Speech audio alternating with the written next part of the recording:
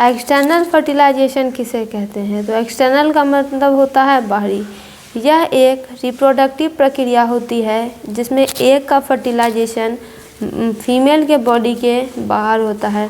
बहुत सारे जो एक्वेटिक यानी जो ऑर्गेनिज्म वाटर में रहते हैं, जिनका मीडियम वाटर है, वो इस प्रोसेस को करते हैं। जैसे हो गया मछली, एम्फीबियंस और कुछ इनवर्टेब्रेट्स।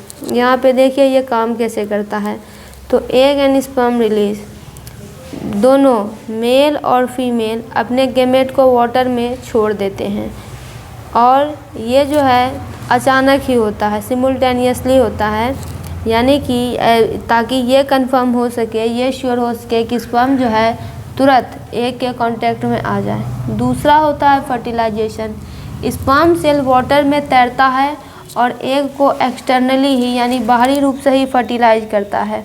इसमें क्या होता है, जो एग प्रोड्यूस होते हैं बहुत लार्ज नंबर में प्रोड्यूस होते हैं, स्पर्म भी बहुत लार्ज नंबर में प्रोड्यूस होते हैं ताकि फर्टिलाइजेशन सक्सेसफुल हो सके। तीसरा आता है डेवलपमेंट।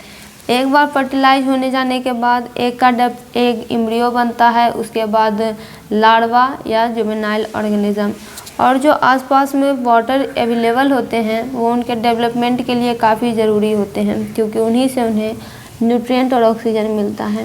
फिर आता है एनवायरमेंटल फैक्टर। देखिए जो एक्सटर्नल फर्टिलाइजेशन है वह पर्यावरण के कंडीशन पे डिपेंड होता है, जैसे कि टेम्परेचर, वाटर क्वालिटी, टाइमिंग। बहुत स्पीसीज जो है they have evolve to synchronize the reproductive activity with season और इन्वायरमेंटल क्यू।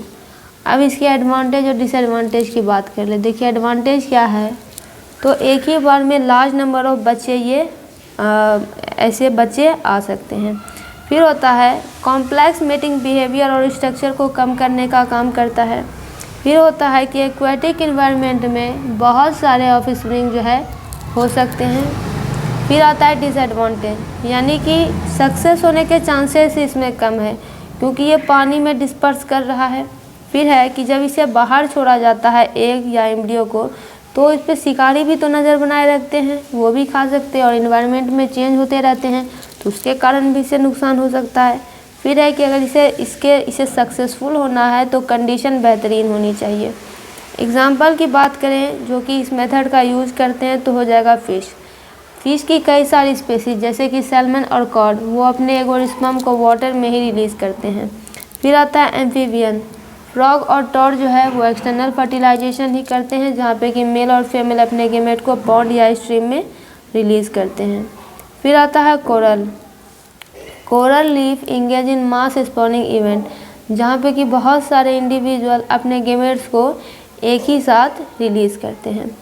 तो एक्सटर्नल फर्टिलाइजेशन एक बहुत ही कुशलतापूर्ण स्ट्रेटजी है बहुत सारे एक्वेटिक ऑर्गेनिज्म के लिए, ताकि वो बहुत सारे बच्चे को एक ही साथ बहुत सारे लार्ज नंबर ऑफ बच्चे पैदा कर सकते हैं और इन्वायरमेंट में जो कि बहुत सारे अमाउंट में रिसोर्स मौजूद है उनका ज़बरदस्त उपयोग कर सकते हैं।